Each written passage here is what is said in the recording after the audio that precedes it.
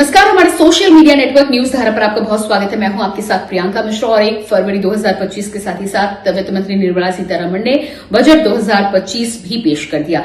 इस पूरे बजट भाषण के दौरान अगर बात की जाए तो स्ट्रैटेजिस्ट का कहना है कि ऐसा कुछ लोक लुभावना बजट नहीं आया है, लेकिन पूरे बजट भाषण के दौरान जो सबसे ज्यादा ध्यान आकर्षित करने वाली चीज रही वो ये रही कि टैक्स स्लैब में मिडिल क्लास को राहत देते हुए अब 12,75,000 तक की इनकम आपकी टैक्स फ्री होगी, यानी कि आपको कोई टैक्स नहीं देना होगा।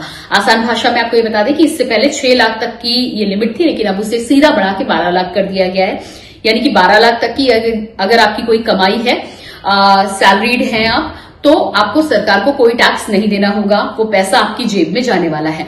तो ये एक राहत की खबर मिडिल क्लास लोगों के लिए है, जिसको लेकर मिडिल क्लास के चेहरे पर जरूर खुशी आई है। लेकिन इसके अलावा कई सेक्टर में कोई खास घोषणाएं निकलकर सामने नहीं आई हैं। बुजुर्गों को थोड़ी यहां पर राहत दी गई है, उनको भी 50,000 तक पर पहले छूट मिलती थी, अब 1 लाख तक पर टैक्स को लेकर छूट है, यानी कि उन्हें ये पैसा उनकी जेब में वापस आता हुआ नजर आ रहा है।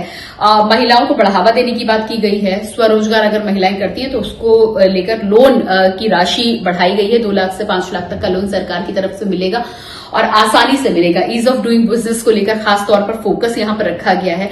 रोजगार को लेकर कोई घोषणा बजट में नहीं की गई और इससे लोगों में, युवाओं को खासतौर से निराशा भी मिली है। हालांकि आईआईटी और मेडिकल की सीट बढ़ाने को लेकर बात की जा रही है। 75,000 सीटें मेडिकल की बढ़ाई जाएंगी, आईआईटी की सीटें बढ़ाने की बात की गई है, लेकिन आने वाले समय में कितना फायदा मिलेगा ये आने वाला वक्त बताएगा।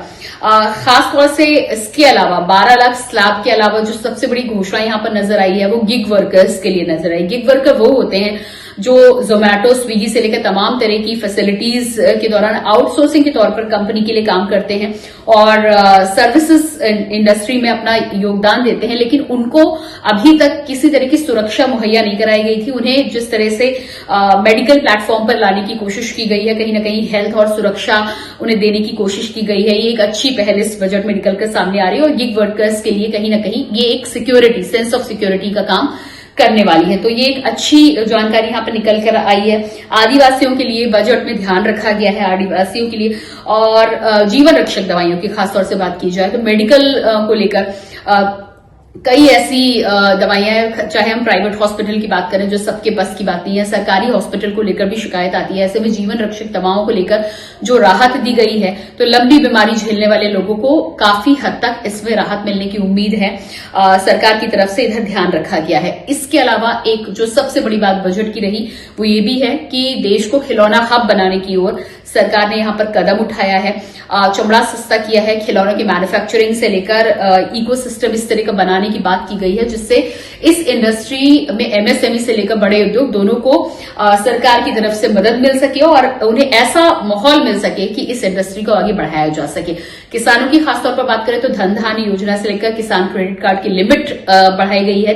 अब 3 लाख से 5 लाख तक का लोग किसान क्रेडिट कार्ड पर मिल सकेगा, जो किसानों के लिए राहत की खबर है। इसके अलावा बिहार की कोसी नदी परियोजना की बात की जाए तो ये भी एक लंबे क्षेत्र में लोगों की सिंचाई व्यवस्था से लेकर लोगों की कृषि संबंधी परेशानियों को दूर करने का काम करेगी। तो ये मुख्य वो बातें थी अलग अलग सेक्टर में। बूढ़ों के लिए, महिलाओं के लिए, युवाओं के लिए कोई खास यहां पर घोषणा नहीं की गई है। आदिवासी जनजातियों के लिए जरूर सरकार की तरफ से ध्यान दिया गया है। गिग वर्कर्स को की तरफ ध्यान दिया गया है।